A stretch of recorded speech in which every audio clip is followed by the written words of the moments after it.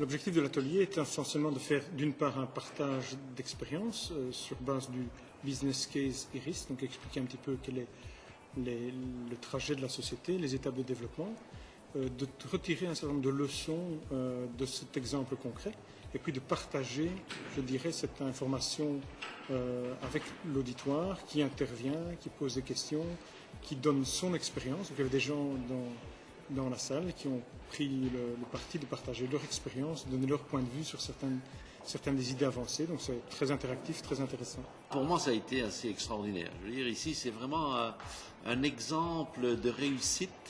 Et comme je m'intéresse beaucoup, en fait, à tout ce qui est scientifique, mais pas analytique, comme j'ai un peu expliqué, tout ce qu'on appelle le quotient émotionnel, le Dream Team, le langage non verbal, etc.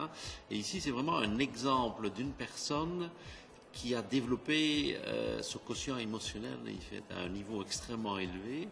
Et ce qui explique que tous les gens qui sont très analytiques, les banquiers ou d'autres personnes, en principe, n'auraient pas mis un PECO, comme on dit, dans la société. Et puis, en fait, on voit que ça réussit. Je pense que ça fait rêver, ça montre des perspectives qui existent.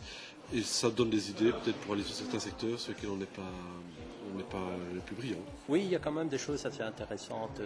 Il y a toute son approche de relation avec le personnel, avec l'évolution du personnel, notamment le personnel ouvrier, mais middle management aussi, où il a mis en évidence l'évolution par rapport à il y a 15 ans et l'évolution aujourd'hui, où il faut faire participer le personnel ouvrier à la résolution de problèmes, être beaucoup présent sur le terrain. Je ressors aussi avec des idées pour mon propre business et c'est une façon d'ouvrir son monde et de rechercher de nouvelles occasions de réfléchir différemment. Et ça, je pense que c'est essentiel.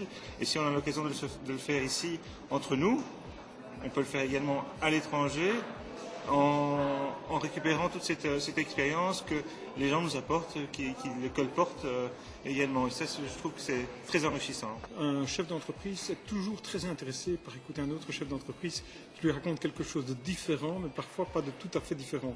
Et donc je crois que le partage d'expérience est motivant, stimulant et un peu régénérant. On en sort toujours avec quelques idées. Et je crois que c'est ça l'objectif, plus que d'écouter passivement une présentation de quelque chose, d'une société ou d'une autre. Mais je pense que c'est les idées qui en jaillissent qui sont importantes.